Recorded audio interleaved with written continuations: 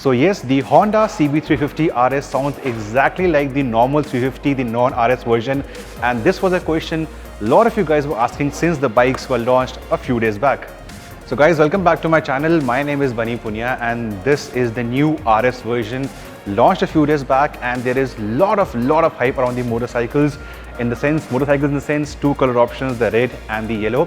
Now this is going to be a detailed walk around review around the motorcycle, and I hope to answer all the questions that you have.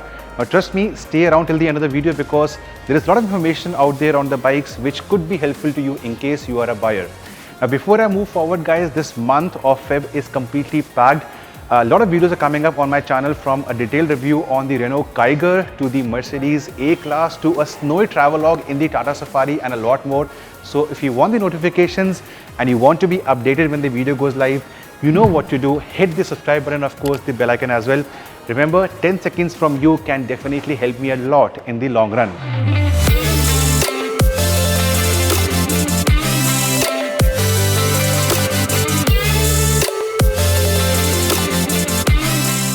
Now before we move further on the motorcycle and the changes, a few things about the pricing, the versions and the color. Now there are two colors on offer, this one the red and that one the yellow.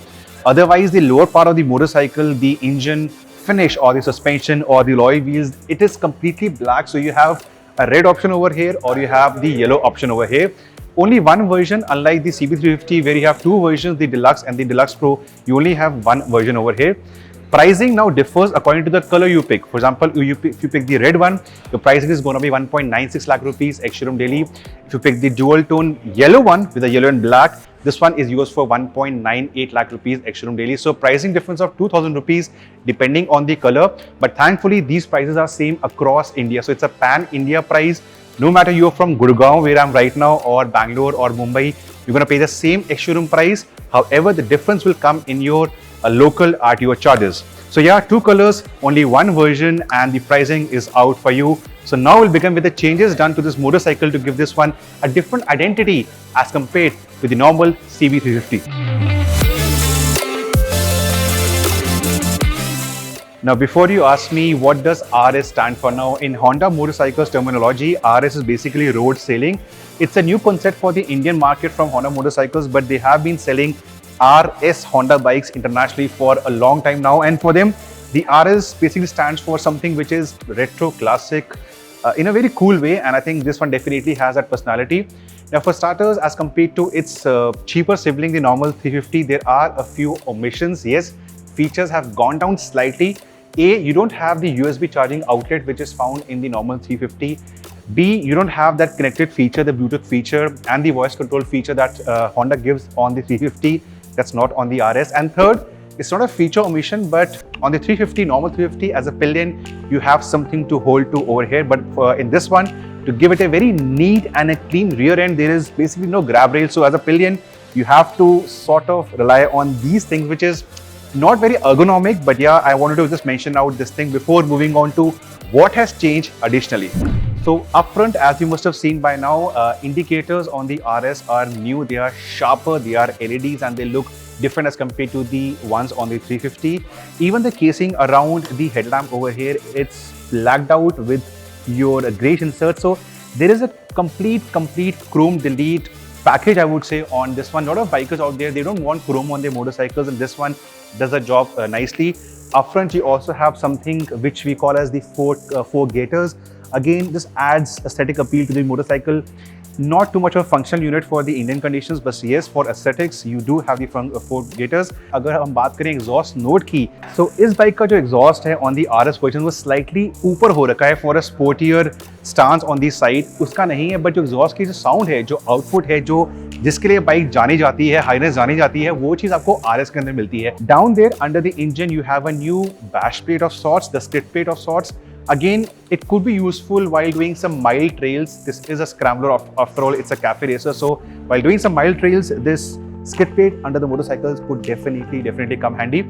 You move to the side and you can make out it's a complete chrome delete package apart from this part. But yeah, the exhaust, it is black, and this black basically goes very well with the other black finish for the engine, for the alloy wheels, for the suspension. If you look closely, now this is something not found in the normal 350. It's a place for the pillion to rest his or her feet. Basically, your front part goes over here and your heel goes over here. So this small thing makes a huge difference for your long rides. Apart from this, on this one again, because you're going to be going off the road, it's a scrambler. The front brake, the foot brake, doesn't have a rubber casing, which is nice because in wet conditions, if your shoes or boots are wet, on a normal rubber which is found on the 350, the normal 350, your feet can slip if you are basically on the pegs, but this one takes care of that. And we aren't done yet. The seat on the RS, the Cafe Racer or the Scrambler is also on a different side. Now, if you look closely on the rear end, the whole funda is to finish this off quickly. So there's no grab rail and there is complete metal omission as well. In the normal 350, you have this part as metal, but on this one, it's plastic, it's fiber. This is also the reason why the RS is 2 kilos lighter as compared to the normal 350, the non-RS version. So yes, 2 kilo halki hai. It's a quick, clean, neat finish at the rear. And of course, like the front indicators, even the rear indicators are LEDs. They look sharp and nice. Apart from that, you have the same tire size up front, which is 100 mm from MRF.